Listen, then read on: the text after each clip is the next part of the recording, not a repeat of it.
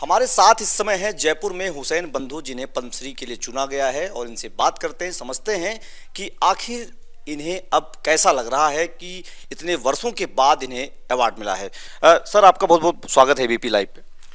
बहुत बहुत ज़रा नवाजी। सबसे पहले हमारे सभी भारतवासियों को देर आए दुरुस्त आए नव वर्ष की शुभकामनाएं। उसके बाद गणतंत्र दिवस की, और उसके बाद बसंत पंचमी की। और हमें ये बेहद मसरत है कि जैसे कोई बच्चा एग्ज़ाम में बैठता है और उसे कोई जब वो कामयाब होता है तो हमें इतनी ही मसरत हो रही है। और हम शुक्रगुजार हैं भारत सरकार और राजस्थान सरकार के कि जो हमें चुना पद्मश्री के लिए। आप बड़े भाई हैं इनके। कैसा लग रहा है दोनों, इस बार जिन्हें दिया गया है वो पहले आप दोनों हैं जिन सगे भाइयों को मिला है। आपको कैसा महसूस हो रहा है? कितने वर्षों के बाद आपका जो सफ़र मैंने पढ़ा बड़ा लंबा रहा है, बड़ा संघर्षपूर्ण रहा है, आसान नहीं रहा है, तो अब कैसा महसूस कर पा रहे हैं चीज़ों को लेकर के कि सही में अब रिवार्ड मिल गया है? देखिए, सबसे पहले तो उसकी कृपा है कि संगीत संगीत अपने आप में एक आध्यात्म है। और संगीत के लिए अवार्ड बने, अवार्डों के लिए संगीत नहीं बना, लेकिन ये उसकी बहुत बड़ी कृपा है जिसको हम किसी भी रूप में मानते हैं, अल्लाह, भगवान, गॉड, कि जब उसका कोई हुक्म होता है तो ही ये सब चीज़ें होती हैं, और उसके हुक्म से पहले कुछ नहीं होता। लेकिन हम तो ये मानते हैं कि जो हमारा सफ़र है, 20 साल हमने गाना सीखा, 20 साल स्ट्रगल किया, और 20 साल से हम चल रहे हैं, तो उसको देखते हुए देर एक अलग चीज़ है, लेकिन उसके हुक्म के मुताबिक आज था समय, ये समय की बात है। हमें जो पद्मश्री अवार्ड से सम्मानित भारत सरकार, राज्य सरकार द्वारा हुआ है, तो हम उसके लिए सभी का शुक्र अदा करते हैं। और ये अवार्ड बेसिकली हमारा नहीं है, हमारे गुरुओं का है, हमारे माता पिता का है, हमारे सुनने वालों का है, और हमारा जो फ़न है गज़ल गायकी उसका है। लेकिन खुशी बहुत हो रही है, क्योंकि जब कोई भी इंसान कोई काम करता है और उसका रिजल्ट उसको बहुत अच्छा मिले, तो उसमें खुशी के अलावा और कोई काम तो है नहीं, तो नेचुरली बहुत खुशी हो रही है। मैं पढ़ रहा था कि आपके पिताजी की नसीहत थी कि आप दोनों भाई दूसरे की ताकत बनना। मैंने कहीं पढ़ा और मैंने हाँ, तो क्या रहा वो, कितना आपके लिए मार्गदर्शन करता रहा? वो जो नसीहत थी आपके जीवन में कितनी आपको ताकत देती रही? कैसे वो चीज़ों को आप करते रहे, लंबा सफ़र आपने तय किया? देखिए, हमारे पिताश्री उस्ताद अफजल हुसैन साहब, जी। उन्हीं को ये अवार्ड का श्रेय जाता है कि आज उन्हीं की बदौलत हम हैं जो भी हैं। वो हमारी माताजी से यही कहा करते थे कि गुरुकुल में पुत्र बना के मत भेजना, शिष्य बना के भेजना। और एक हमें यही कहते थे कि मेरे इल्म को अपनाओ, लेकिन मेरा टोन नहीं आना चाहिए। कई लोग क्या होता है, अपने गुरु जिससे भी प्रभावित होते हैं उसको अपने अंदर इतना उतार लेते हैं कि वो गुरु ज़्यादा झलकता है। वही कहते हैं कि जुड़वा बच्चे भी पैदा होते हैं तो उनकी भी एक शनाख्त होती है, घर वालों को मालूम होता है कि बड़ा है, छोटा है। तो ऐसे ही शकीब अपने तारुफ के लिए इतना ही काफ़ी है, हम उससे बच के चलते हैं जो रास्ता आम हो जाए। तो अपनी अलग राह बनाना। फिर उसके बाद वो ये कहते हैं हर प्रोग्राम को पहला प्रोग्राम समझना। जो कामयाबी मिले वो उसका कर्म, गुरुओं का प्रताप, और यही है सब कुछ। और जो गलतियां हों वो तुम्हारी अपनी है। जो गलतियां हों वो तुम्हारी अपनी हैं। आपके पिता की नसीहत रही है, आप लोगों ने उसको बहुत तरीके से आपने सजोया। सर, एक ब्रेक कहाँ से मिला था आपको जब आपका संघर्ष जारी था? उस दौरान ब्रेक किसने दिया? कहाँ से आप मुंबई जाते थे? मैंने पढ़ा क्या मुंबई यहाँ से पैसे जुटा के जाते थे, खर्च करके फिर वापस आके पैसे जुटाते, क्या रही कहानी ये? नहीं, देखिए, सबसे पहले तो हम आपको ये बताना चाहेंगे कि संगीत की शिक्षा हमने हमारे पिता स्वर्गीय उस्ताद अफजल हुसैन खान साहब से हासिल की। मगर जब वो विधिवत शिक्षा चल रही थी उसी दौरान उन्होंने कहा कि क्लासिकी मौसीकी सीखिए, क्योंकि जब फाउंडेशन मजबूत होती है तो सारे काम अच्छे चलते हैं। लेकिन उसको सिखाने के बीच में अपने आप ही पता नहीं उनको क्या आकाशवाणी हुई, क्या इल्हाम हुआ कि वो हमसे कहने लगे कि ये पूरा फन सीखिए, सीखने के बाद इस पर रियाज तो बहुत ज़रूरी है। मगर दोनों भाई मिलके लाइट म्यूज़िक और ख़ास तौर से गज़ल गाइए, आपकी अपनी पहचान होगी, आपका नाम होगा, लोग आपको चाहेंगे। ऐसा ही हुआ, तो ये उनका ही प्रताप है। और जैसा कि आपने पूछा, ये सच्चाई है कि हम लोग अपने तरफ से, क्योंकि हमारे यहाँ जो ट्रेडिशन है उसमें ये उसूल होता है कि शुरुआती दौर में ही आपको सीखने के साथ साथ कार्यक्रम शुरू हो जाते हैं। उन कार्यक्रमों को पिछले ज़माने में पेमेंट नाम की कोई चीज़ नहीं होती थी। जो खुश होके अवार्ड दिया जाता था, फ्री में कार्यक्रम चलता रहता था। फ्री नहीं चलता था, लेकिन मतलब ये है कि नजराना, जिस तरह आज के दौर में तो आपका पेमेंट तय होता है, उस जमाने में पेमेंट तय नहीं होता था। वो नजराना जो चलता था, वो जो आता था वही आपका है, और मान सम्मान हमेशा रहा। तो उसको देखते हुए जो हमारी वो पूंजी इकट्ठी करते थे हम लोग, और फिर बॉम्बे जाते थे, तो बॉम्बे में हमारी कोई पहचान नहीं थी। तो हम जब वहाँ पहुँचे, तो पहले तो हम आते जाते रहते थे। इवन हम तो वहाँ की जो झोंपड़पट्टी है, वहाँ हमारे कजिन रहते थे, उनके साथ रहा करते थे। लेकिन 1978 में पद्मश्री कथक नृत्यांगना सितारा देवी जी ने हमें यहाँ सुना, और यहाँ सुन के जयपुर में, जयपुर कहाँ, वो कहाँ कार्यक्रम था आपका जहाँ उनकी? यहाँ 1978 में मेहदी हसन साहब आए हुए थे, सितारा जी भी आई थी, खासा कोठी में ठहरे हुए थे, और वो हमें ये कहने लगे कि तुम बॉम्बे आओ। लेकिन हम बॉम्बे से बहुत इरिटेट हो गए थे। हमने कहा जी नहीं, हम तो वहाँ जाते हैं, अपना पैसा खर्चा करते हैं, हम नहीं आ रहे। बोले भाई आप इतनी बार आए बेटा, आप हमारे बच्चे हैं, क्योंकि हमारे आपके पिताजी हमारे भाई हैं, और हमारा पारिवारिक संबंध रहा है, एक बार आगे देखिए।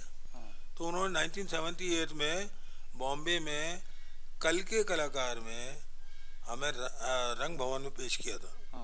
वहाँ जो पेशकश हुई, तो उसका कर्म ऐसा हो गया कि असीम कृपा हुई कि हमारी गाड़ी चल पड़ी, और उस दौरान ही हमारी एक गज़ल हम कंपोज हुई थी, मैं हवा हूँ कहाँ। जरा सुनना चाहेंगे थोड़ा सा, बहुत हम लोग कल से पढ़ रहे हैं, आप कल भी आपने कहीं गाया, आप लोगों ने पेश किया है, आज जरा सुनना चाहेंगे अपने दर्शकों के लिए थोड़ा सा। मैं हवा हूँ कहाँ वतन मेरा, मैं हवा हूँ कहाँ वतन मेरा, दश्त मेरा ये चमन मेरा, मैं हवा हूँ कहाँ वतन मेरा। ये गज़ल लिखी हुई है मरहूम अमीक हनफी साहब, जो डायरेक्टर ऑल इंडिया रेडियो में थे, और इस गज़ल की वजह से हमारी एक पहचान बनी।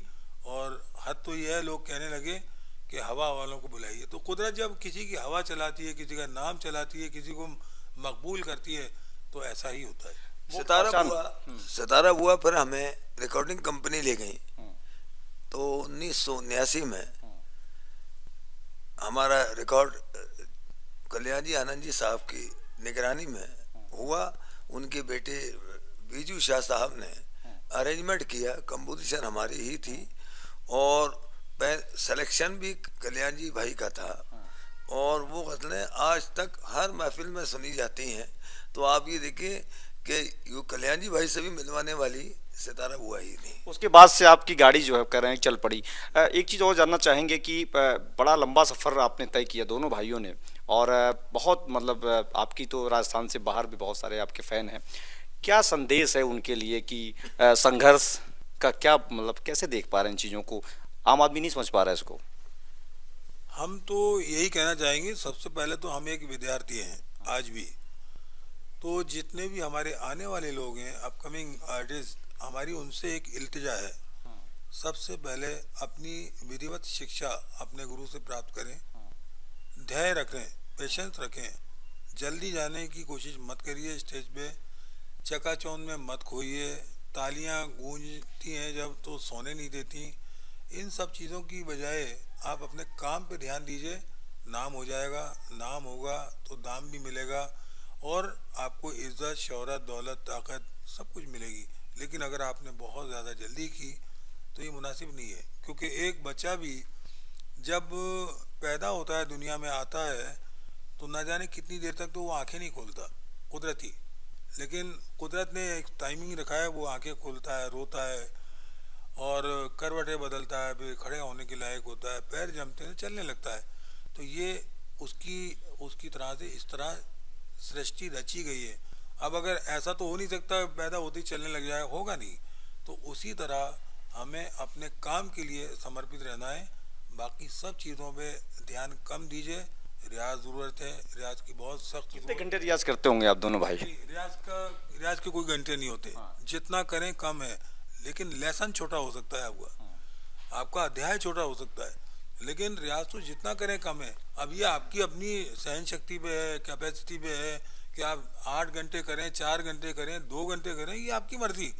जितना रियाज करेंगे उतनी पुख्तगी आएगी। आपका कोई पसंदीदा गजल गायक, कोई पसंदीदा आप दोनों भाइयों का? पसंदीदा तो बहुत हैं। पहले हमारे खुद पिताश्री उस्ताद अफजल हुसैन साहब ऑलराउंडर थे, क्लासिकल के भी और ठुमरी दादा और गज़ल के भी।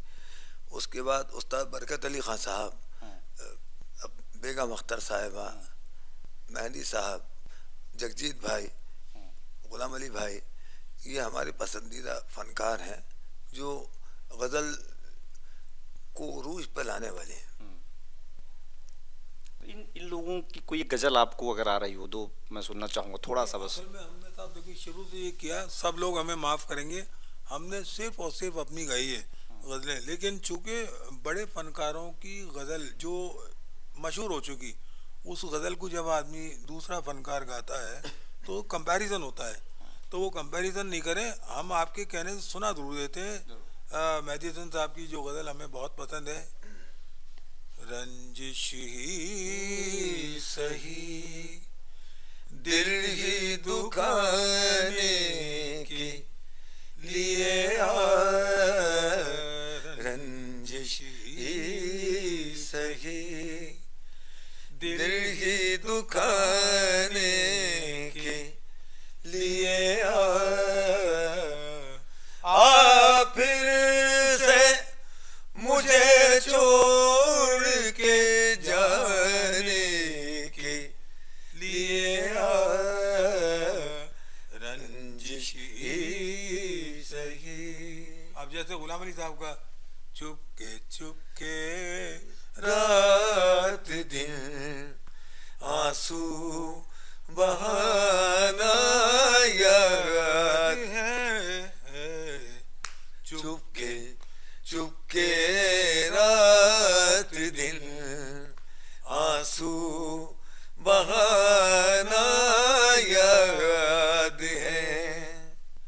हमको अब तक आशिकी का वो ज़माना याद है, चुपके रात दिन आंसू बहाना याद है। जैसे जगजीत भाई, सरकती जाए है रुख से नकाब, आहिस्ता आहिस्ता सरकती जाए है रुख से नकाब, आहिस्ता आहिस्ता निकलता रहा है आफताब, आहिस्ता आहिस्ता। बहुत खूब आपने सुनाया। और एक आपसे लास्ट सवाल मेरा है कि सरकार से क्या कहना चाहेंगे कला को लेकर के? देखिए, हमारा मानना ऐसा है कि सरकारों का नज़रिया बहुत अच्छा होता है, बशर्त यह है कि जिस कलाकार ने कुछ किया है उसको वहाँ तक पहुँचाने वाले लोग होने चाहिए। सरकार अपनी तरफ से ये तो करती नहीं है। आजकल अगर आप देखें तब भी उन्होंने समितियाँ बनाई हुई है और उस समिति के ज़रिए आपकी चीज़ें, आपके नाम वहाँ पहुँचते हैं। अब उसमें चयन करने वाले जिस तरह जिस नज़र से देखते हैं उस तरह आपका काम होता है। तो सरकारें तो अच्छा ही काम कर सकती हैं, जैसा कि कर रही हैं, और हमें उम्मीद नहीं, हम अपने आप में अकेले आर्टिस्ट नहीं हैं। हमें लगता है कि इसी तरह के जितने भी ऐसे कलाकार हैं जो डिजर्व करते हैं, उनको मिलना चाहिए और मिलेगा एक दिन। तो आपने एबीपी लाइव के लिए समय दिया, बहुत बहुत धन्यवाद। और हम चाहेंगे कि आपको आने वाले समय में इससे भी बड़ा कोई एक अवार्ड मिले। तो ये थे हमारे साथ हुसैन बंधु, जिनके साथ हमने बातचीत की और समझा कि इनका जो कैरियर था बड़ा ही लंबा रहा और बड़ा संघर्षपूर्ण रहा। इन्होंने सारी बातें बताई। एबीपी लाइव के लिए संतोष पांडे, जयपुर।